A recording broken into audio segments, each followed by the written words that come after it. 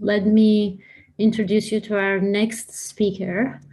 We're very delighted to have Ganesh Ananthanarayanan with us. Ganesh is a principal researcher at Microsoft, and his research interests are broadly in systems and networking, with a recent focus on live video analytics and internet performance.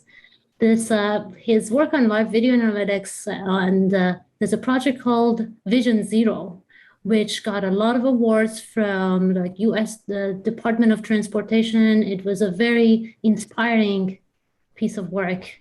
I'm so excited to have you, Ganesh. He's going to talk about Edge and video services. Thank you, Ganesh, for being with us. Please. Thank you, Manya. Muriel, thanks for having me over, and thanks for the kind introduction. Today, I would be talking about Edge video services over 5G infrastructure. And our work has had, our group has had some work already on video analytics itself, and we've recently pivoted to focusing on operators or telecommunication operators and platforms that we would need to support edge applications on operator platforms. And why, if you look at the trends itself, let me see, it's going ahead. Yeah, if you look at the trends itself, video analytics is at quite the center of many of the trends, both by the cloud providers, with their focus on the edge and real-time analytics that is facilitated by the edge itself with low latency and bandwidth savings.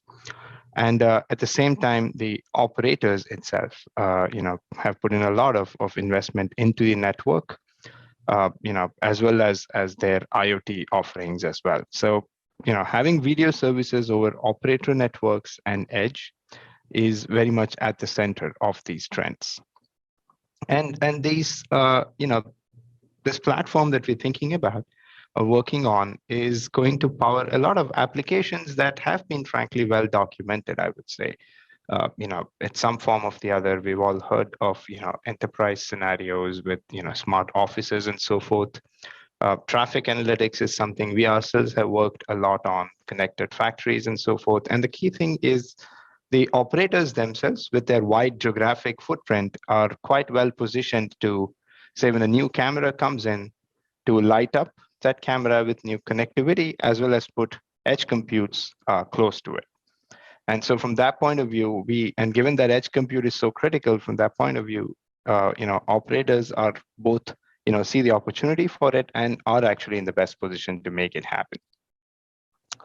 And what does it mean for video analytics to be operator focused? The three main characteristics that we see. One is the fact that usually it's when we talk edge, there is a general notion of there being like one edge box that you go to and so forth. But in a lot of these operator-based infrastructures, there is a hierarchy of edges. In operator terminology, it's referred to as far and near edges. But the hierarchy goes all the way from the camera itself, perhaps having a little bit of compute. Say on-premise, there could be some compute. There could be computes, at the base station, and then all the way in the telco network itself. And the amount of compute kind of increases left to right. Yeah.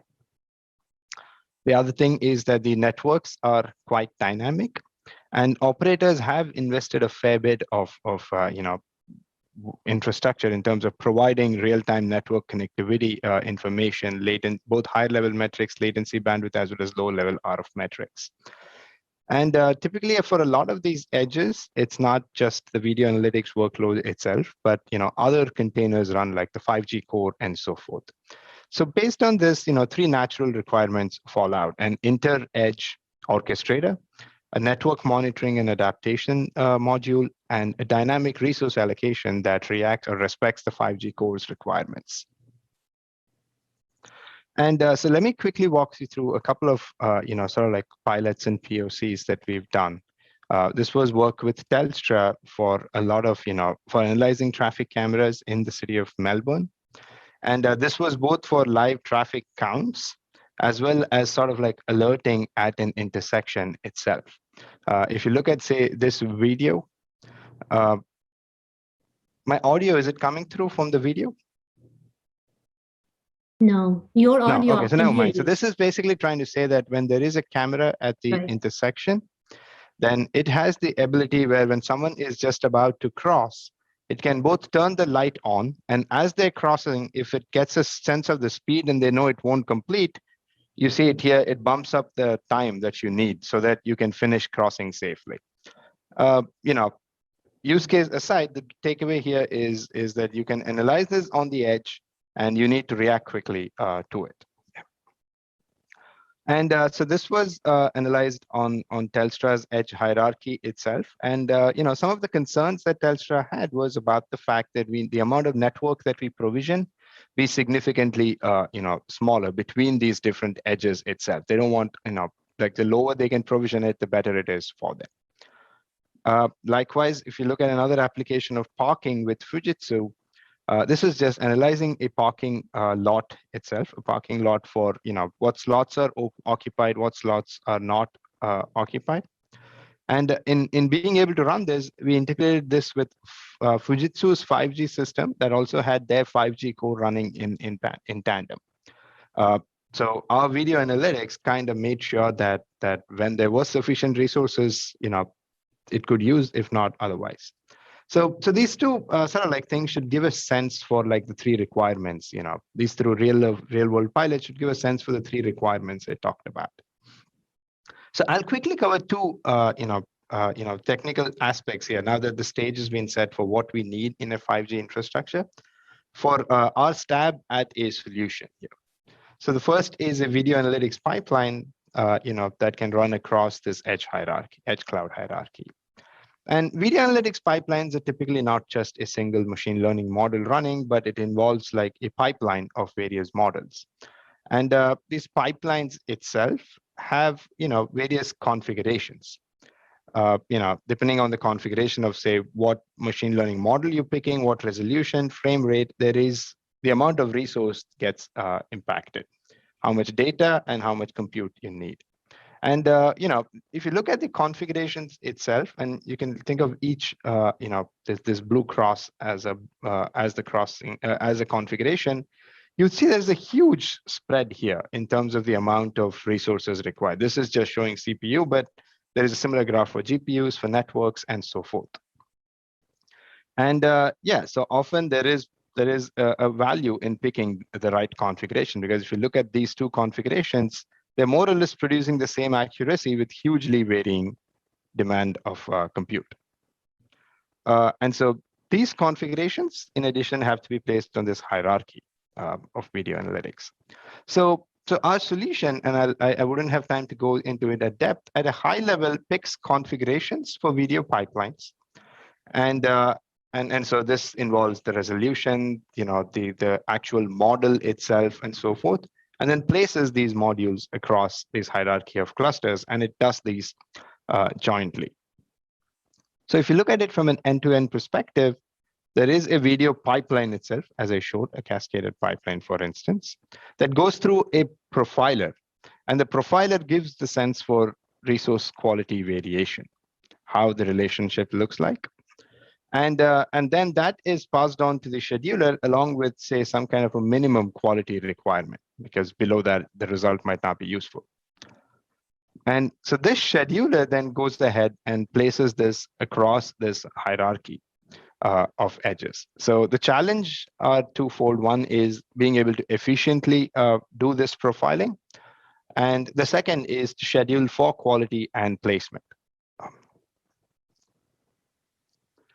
And so the first one is done offline, the second one is online. So if you look at the profiler itself, I'll quickly go through it. The profiler's job is essentially to convert every configuration into, you know, values of the resource consumption for every value of the resource, of course, CPU, GPUs, and network, and the quality or the accuracy of the output. And for this, the ground truth that we use is we use a golden configuration. And that's because we can't really, in a real sense, you know, in real time, keep getting, you know, manually labeled ground truths. And so we compare it against this golden configuration. And so what we do is essentially start with some of the promising configurations on a small sample of the data, and then the configurations that are not promising, we turn it off and explore deeper on a larger set of data, the ones that are promising. And based on the various configurations that we end up exploring, what we end up doing is essentially, trying to get like these kind of points. If you look at, say, these 2 points, the red and the green here, the red is strictly better than the green, for instance, here, because it is higher quality and it has lower resources. Left is more efficient, top is higher quality. So, this is a point that is essentially Pareto optimal. And so we generate this Pareto boundary, which is a far fewer set of configurations now compared to the original set. And that is what is important, because it makes the search space that much lower for the scheduler. Well, I won't go through the details of the scheduler itself. And there are papers that document the scheduler. The scheduling itself at a high level consists of some version of dominant resource metric, because there are multiple resources here, and also a greedy solution that allocates it to the different locations. In our workloads that Manya also referred to, the traffic cameras and the traffic work that we've done. We see that there is this substantial, better accuracy that we can obtain for a given set of resources. Yeah. So this completes the first part of the talk that talks about the inference itself, about how the inference runs across the edge in the cloud, how we can get the profiling and then placement as well. But the one thing that we've also seen that is sort of like received far less attention, but it's actually quite important on the edge, is also continuous learning, in that once these models are deployed, they also need to be continuously updated. So which is what will be the second part of now what I would go through.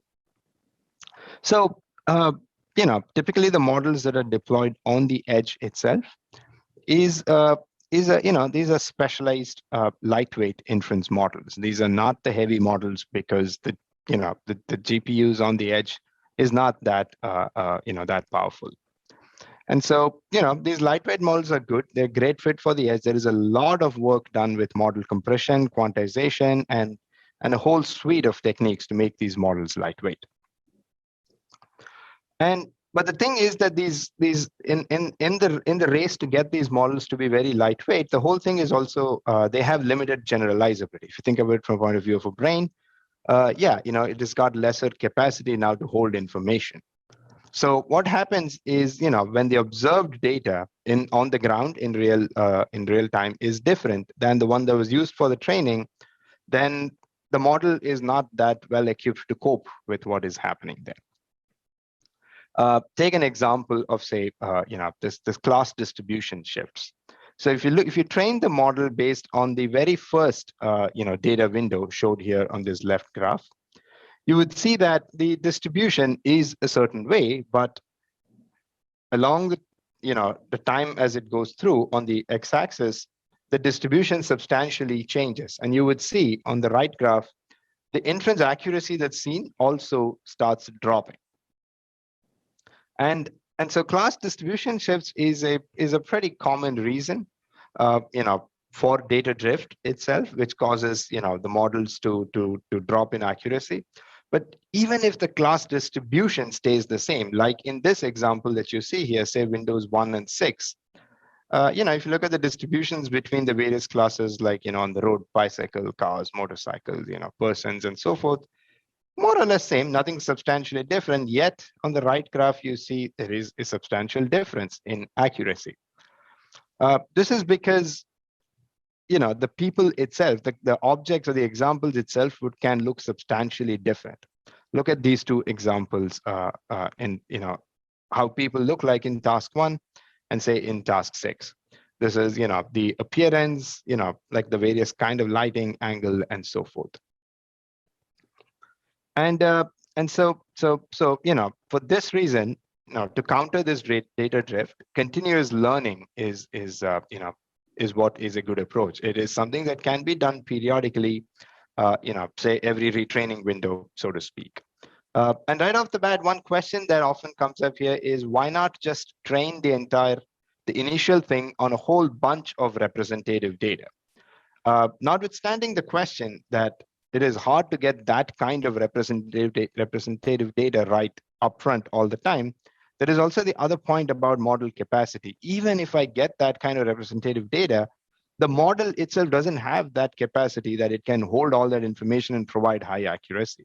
When that kind of varied amount of data is provided with the model's capacity on the edge, the accuracy anyway drops down. So a better approach is to sort of adapt the model as the data changes.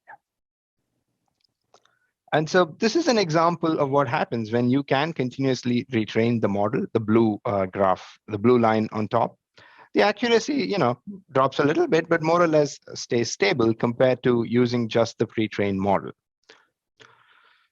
But the thing here is this is not for free. Retraining models, especially on the edge, requires GPU time that we must borrow from the inference itself. Sending a whole bunch of training data to the cloud both is a problem from the point of view of the bandwidth that just has to now be equipped. The whole point of the edge was sold with the fact that we can have substantially lower bandwidth. There's a lot of filtering, in that inference, in the first part of the talk that we saw, that make sure that the network between the edges is not stressed and so forth. So this would be a bit of a counter and a problem if we say that we have to send a whole bunch of training data across to the cloud. And but the thing is, when we do the inference, the retraining on the cloud, on the edge now, then resources get diverted away from inference. So you can see here, this is the inference accuracy being plotted. It drops substantially because to keep up with the live stream inference, we need to choose much cheaper configurations. And of course, as before, the training itself has a huge varying set of configurations and hyperparameters which affect the accuracy and the resource cost as well. So a solution at a high level tries to maximize this mean inference accuracy over the retraining window, not just the instantaneous values or not just the accuracy of the trained model itself, but to use the fact that there is retraining happening, you get a new model, and then whatever drop in accuracy you suffered when the retraining is happening, let's also make up for it with this new improved model. So at the high level, the two decisions that we make, one is allocate resources between the training and the inference video streams. So as I explained, it's not just a case of instantaneous inference accuracy or just training the best model that you can, but being able to balance the two of them. And a good tool towards balancing it is the hyperparameters itself that we pick for the training. Our solution at a high level is a greedy one that starts with a fair allocator. And then, we call it the thief scheduler because we pick each job to be the thief. And then every other job will now, in a sequential sense, start playing victim, where we steal a quantum of resources from it. And then, if that improves the overall, as I said, accuracy over the mean retraining window, we stick to it and we keep continuing to steal from that victim. If not, we go to the next victim. The solution itself is explained in much more detail in our upcoming NSDI paper. We evaluated this on two dashcam data sets, Cityscapes and Waymo. These are public data sets. These are about cars driving around in different cities.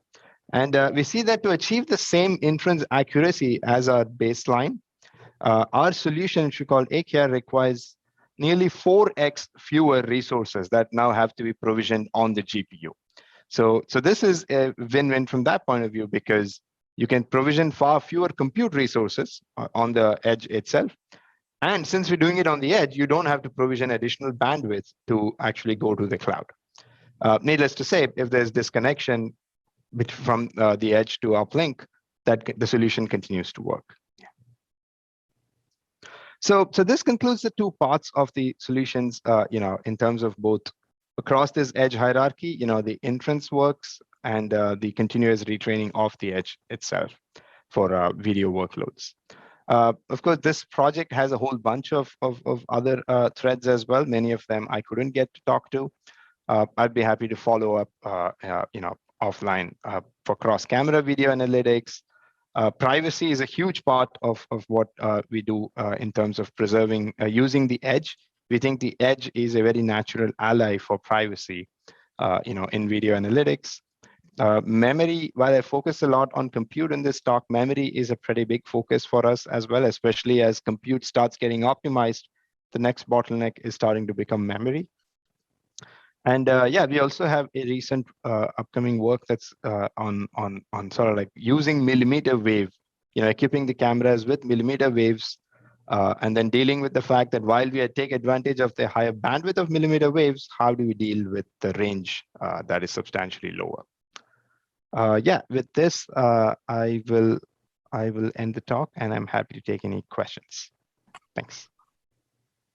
Thanks a lot, Ganesh. Really, really awesome, interesting results.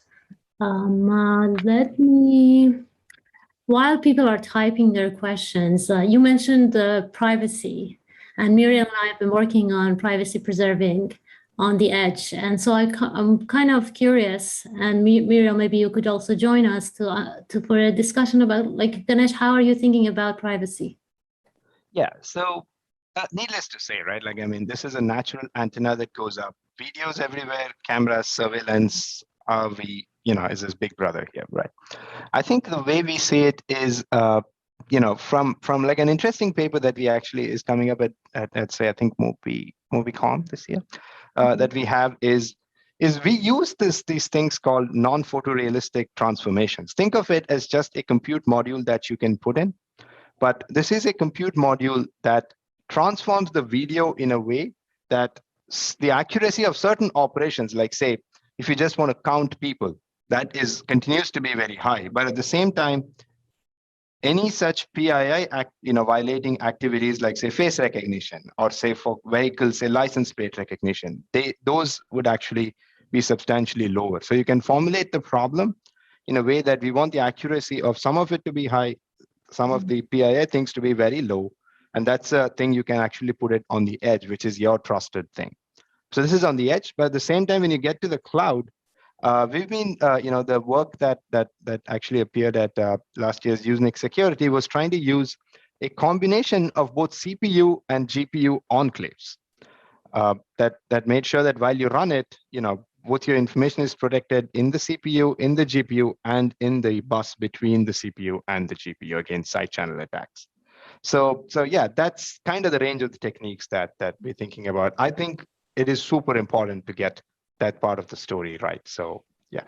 And actually, as a follow-up, because you were saying, all the securing of all these different parts, the GPU, the bus, et cetera. What do you think is the right threat model? And I think, of course, there's been so much discussion. We had some of that on Monday. At the start of this workshop on privacy and threat model. But yeah, what are the threat models do you think we should be thinking about? So I think in the work that we did, the main threat models were both from co-deployed containers, in terms of what is it that, like, the kind of information that gets leaked, the number of objects, when it is that there is any activity happening in the video, and so forth, from co-deployed containers, as well as the cloud providers itself. Because if it is running on their platform, then we should be able to protect against side channel attacks from both of them. Yeah. So it really is sort of looking at enabling trusted systems over trusted services over untrusted systems. That is beautifully put. Yes, I think I think the model should involve the fact that we don't trust both our co-tenants in the cloud as well as the cloud providers itself. But they provide the platform, and I think the infrastructure, both a little bit of the hardware tools that we use and the software techniques, should make sure that we can get a trusted service.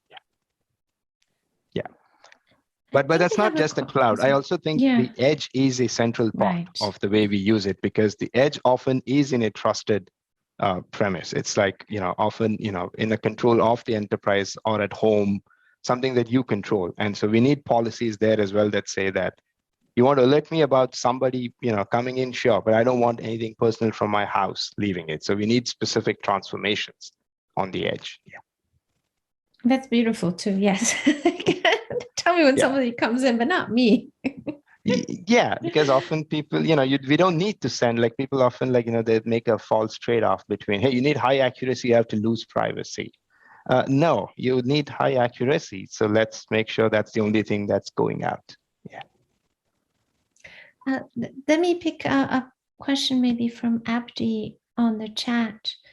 Abdi is interested a little bit in your, I guess, in the further details. What methods did you use? Did you find overfitting? And what did you use for cross-validation? I guess the issue of cross-validation would be very important here, right? Because you have such amazingly diverse and there's almost nothing that's ever typical or representative, right?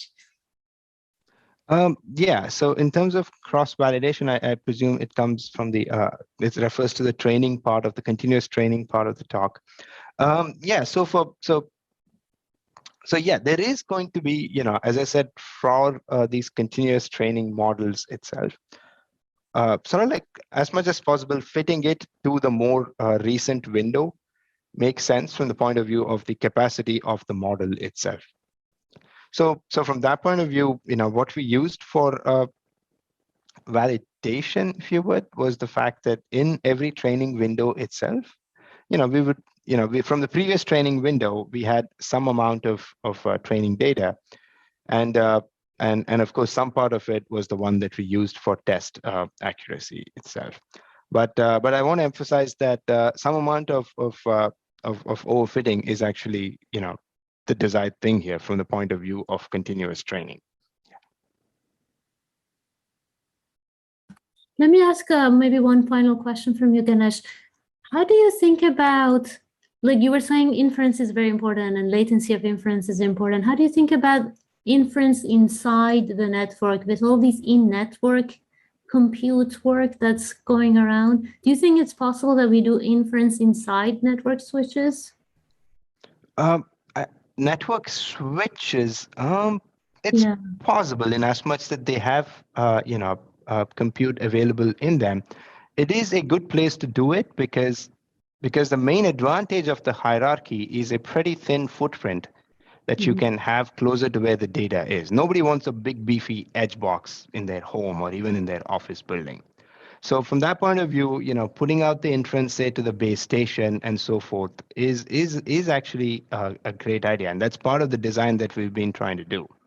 And a good thing, of course, is also that while there is compute available and there's a whole bunch of these, private 5G offerings and so forth, the operators are also, quite excited about providing a whole bunch of APIs that give a sense of the real-time state of the network. So yeah, there is a lot of room there to, not only use that network, but also know which of, say, the switches is a good sort of like, thing to go to, have an anticipation of what the latency is and so forth. So yeah, that space is actually quite rich. So yeah, more work. I think there's a lot of interesting work there that will come from there.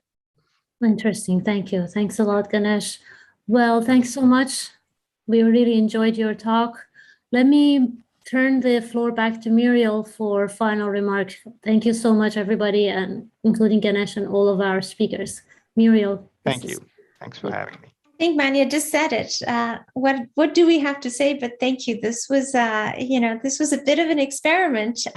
We definitely brought together a much more varied, diverse, and unconventional, I think in the right sense of the word, group of researchers, and it was so much fun. It was just so much fun, and the audience has been fantastic.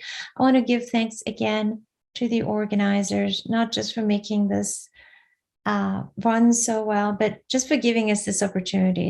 It's really it really has been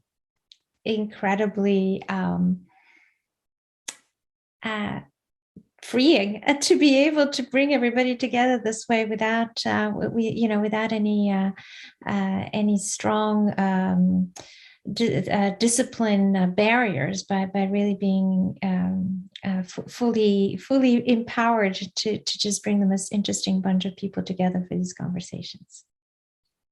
Yes, thanks everybody. Hope to see you soon in another event. Yes, thank you all. Have a great weekend.